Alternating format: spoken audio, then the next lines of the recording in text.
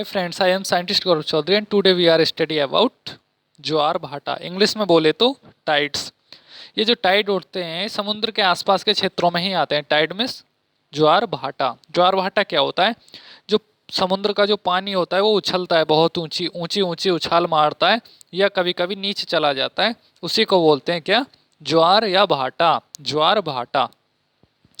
ज्वार भाटा हमेशा समुद्री क्षेत्रों में ही आता है। तो इसका रीजन क्या होता है? रीजन होते हैं तीन चीज: सूर्य, चंद्रमा मीन्स मून, और पृथ्वी। इन तीनों के बीच ही एक गेम चलता रहता है। यानी ये तीन लड़के हैं, एक का नाम है सूर्य, दूसरे का नाम है पृथ्वी और तीसरे का नाम है चंद्रमा। अब तीनों के बीच ही गेम चलता रहता है, गेम। और उस गेम के कारण ही पानी उछाल मारता है। पानी क्या मारता है? उछाल।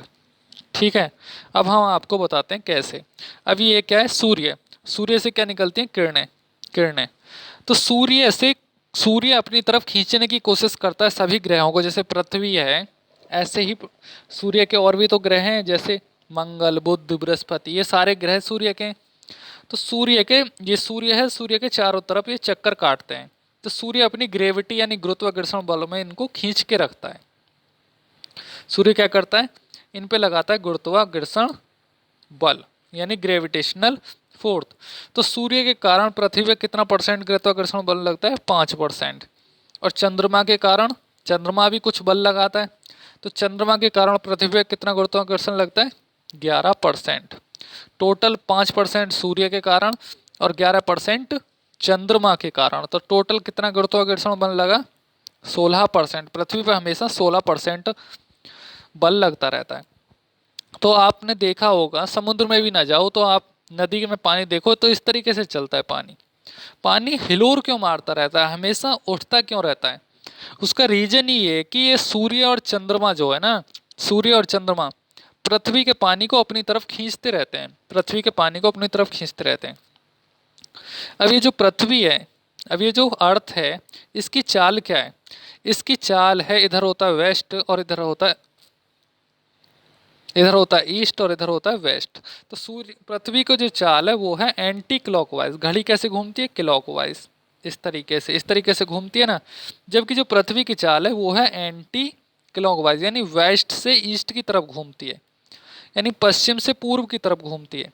पश्चिम से पूर्व की तरफ, यानी ऐसे घूमती है पृथ्वी। और सूर्य कहाँ से निकलता है? पूर्व से। सूर्य की किरणें ऐसे आती हैं। सूर्य की किरणें कहाँ से आती हैं? पूर्व से। हमेशा आप जान लीजिए सूर्य पूर्व दिशा से निकल रहा है और पृथ्वी की जो रोटेशन है वो कैसे? ऐसे। तो सूर्य कौन सी तरफ ताकत लगा रहा है? इस तरफ। सूर्य लगा रहा है इस तरफ। यानी पृथ्वी तो अपनी तरफ पानी को ऐसे ले जाने की कोशिश कर रही है, ऐसे, यानी एंटी क्लॉकवाइज। जबकि सूर्य क्या कारण कर रहा है? पानी को पूर्व से पश्चिम की तरफ धकेल रहा है। अब पूर्व से पश्चिम की तरफ धकेलना ही कारण उसमें हिलोर उठती है, हिलोर। वैसे ही चंद्रमा अपनी तरफ पानी को खींचता है। पृथ्वी के जो वाटर है समुद्र में या कहीं भी नदियों में, उसको सूर्य और चंद्रमा अपनी अपनी तरफ खींचते हैं, इसीलिए वो ऊपर नीचे होता रहता है। तो अब नेक्स्ट बात आती है कि ज्वार भाटा क्यों आता है। ये तो हमने जान लिया कि पानी को खींचते हैं, इन पे बल लगाते हैं। देखिए, जब भी ये सूर्य, पृथ्वी और चंद्रमा, ये क्या हो गया? मून, ये होगी अर्थ और ये हो गया सन। ये जब समकोण में आ जाते हैं यानी 90 डिग्री का एंगल बनाते हैं एक दूसरे से, ऐसे बनाए या इस तरीके से बनाए, जब समकोण की स्थिति में आते हैं, जब समकोण की स्थिति में आते हैं तो ऐसी स्थिति को क्या बोला जाता है? ज्वार या भाटा। ज्वार भाटा। अब ज्वार भाटा एक खतरनाक वाला ज्वार भाटा है। ये अमावस्या पूर्णमासी को आता है। इसको नाम दिया जाता है वृद्ध वृद्ध ज्वार। वृद्ध ज्वार में सबसे बड़ा वाला ज्वार भाटा है। यानी 15 दिन में, यानी महीने में 2 बार आता है। एक बार आता है पूर्णमासी को और दूसरी बार आता है अमावस्या को। पूर्णमासी और अमावस्या को ही ये आता है। जबकि जो ज्वार भाटा है वो दिन में 3 से 4 बार डेली आता है। डेली क्यों आता है? ये है आपका सूर्य, ये है आपकी पृथ्वी, ये है आपका चंद्रमा। तो इन दोनों में बल तो लग ही रहा है। कभी दिन में कुछ घंटे ऐसे होते हैं जब ज़्यादा बल लग जाता है तो पानी तेज़ी से हिलोर मारता है। जबकि बड़ा वाला जो ज्वार भाटा है वो एक महीने में 2 बार आता है, यानी एक बार पूर्णमासी को और एक बार अमावस्या को। ठीक है, तो पूर्णमासी और अमावस्या को ही आता है। अब बात करते हैं कि अमावस्या और पूर्णमासी कब होती हैं। अमावस्या और पूर्णमासी कब होती हैं, कब होती हैं? देखिए, जब सन, मून और अर्थ, यानी मून बीच में आ जाए, मून बीच में आ जाए तो उस स्थिति को बोलते हैं अमावस्या। दूसरा, सन, अर्थ और मून, जब पृथ्वी बीच में आ जाए, जब पृथ्वी इन दोनों के बीच में आ जाए तो उसको बोलते हैं पूर्णिमा, इसको बोलते हैं पूर्णिमा, और इसको बोलते हैं अमावस्या, यानी अमावस मावश, यानी जब चंद्रमा बीच में आ जाए सूर्य और पृथ्वी के तो बोलते हैं अमावस, और जब पृथ्वी बीच में आ जाए इन दोनों के तो बोलते हैं पूर्णमासी।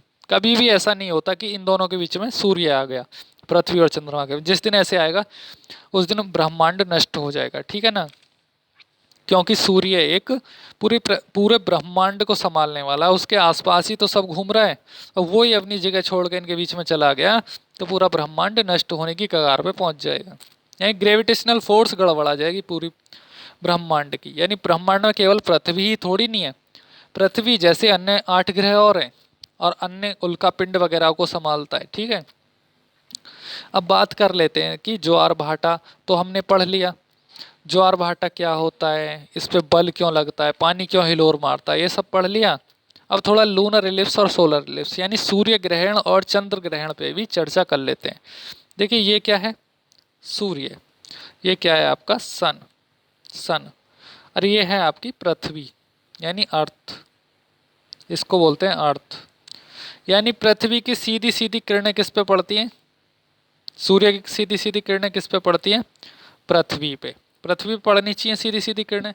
लेकिन अगर इन दोनों के बीच एक चंद्रमा नाम का व्यक्ति आके खड़ा हो जाए, मतलब दो मित्रों के बीच एक तीसरा व्यक्ति आके खड़ा हो जाए, वो बोले मैं यार सीधी किरणें नहीं जाने दूंगा, मैं तेरी किरणें रोक लूंगा, पूरे से ढक लूंगा तुझे, यानी पृथ्वी पे जाने से रोकूंगा, तो क्या होगा, ऐसी स्थिति को क्या बोलेंगे, सूर्य ग्रहण, ऐसी स्थिति को बोलेंगे सूर्य ग्रहण या सोलर इलिप्स, इंग्लिश में बोलेंगे सोलर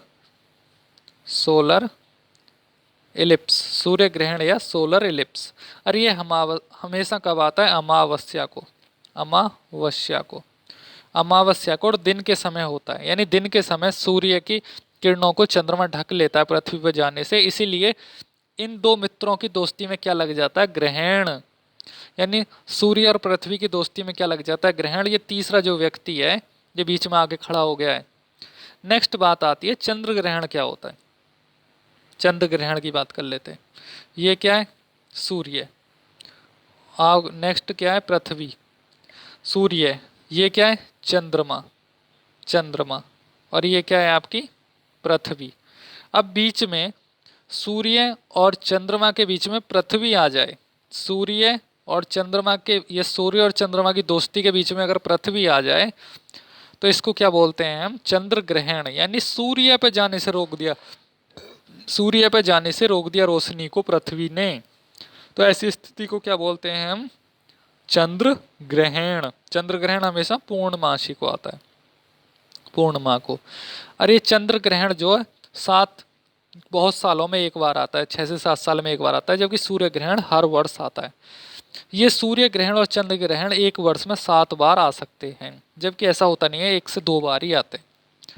अब ये लोग ऐसी स्थिति बनती क्यों है, देखिए ऐसा होता है, होता क्या है, ये क्या है आपका सूर्य, सूर्य की किरण उतनी ही तो आपकी उस पर जाती है पृथ्वी पे। अब ये है चंद्रमा, ये है पृथ्वी, पृथ्वी पे भी जाती है कुछ किरणें सीधी चंद्रमा पे जाती हैं, कुछ पृथ्वी पे जाती हैं, इस तरीके से पड़ती रहती हैं। अब भाई जब एक दूसरे की दोस्ती में ढकोगे, बीच में आ जाओगे, तो उसको ग्रहण ही तो बोलेंगे, दोस्ती में ग्रहण लग गए, तो ऐसी स्थिति को क्या बोलते हैं, सूर्य ग्रहण या चंद्र ग्रहण। Thank you so much for watching this video.